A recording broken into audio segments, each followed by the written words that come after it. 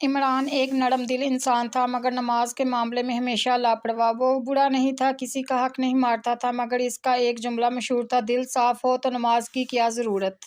یہ جملہ اس نے کئی بار خود سے کہا اور کئی بار دوسروں سے بھی۔ ہر جمعہ مسجد کے باہر سے گزرتے ہوئے اس کے قدم رک جاتے، مگر پھر موبائل کی اسکرین روشن ہو جاتی اور وہ آگے بڑھ جاتا۔ اذان کی آواز اس کے کانوں میں آتی مگر دل تک پہنچنے سے پہلے ہی دب جاتی۔ ایک رات عمران دیر سے گھر لوٹا۔ محلے کی مسجد میں جنازے کی نماز ہو رہی تھی۔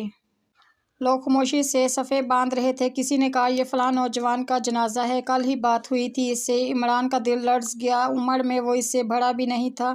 اسی رات عمران دیر تک جاگتا رہا۔ اسے یاد آیا کہ اس نے کتنی بار نماز کو کل پر چھوڑا تھا۔ اس نے سجدہ کرنے کی کوشش کی مگر اسے سجدہ کرنا ہی یاد نہ آیا۔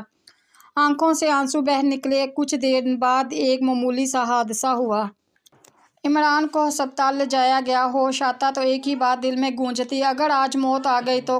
اتنے میں کمرے میں اذان کی آواز آئی۔ یہ اذان شاید اس کی زندگی کی آخری اذان تھی۔ اس نے کمزور ہاتھوں سے آنکھیں بند کی، ہونٹ ہلے: یا اللہ، میں نے تو تجھے وقت ہی نہیں دیا۔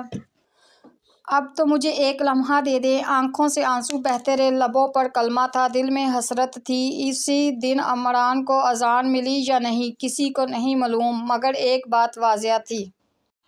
اس کہانی سے ہمیں سبق یہ ملتا ہے کہ نماز کو چھوڑنا ایک دن کا فیصلہ نہیں ہوتا، یہ آہستہ آہستہ دل کو اندھا کر دیتا ہے، اور اکثر انسان کو ہوش اسی وقت آتا ہے جب وقت ختم ہونے لگتا ہے۔ اگر کسی کو میری کہانی اچھی لگی تو لائک، سبسکرائب کریں اور اسے آگے شیئر بھی کریں۔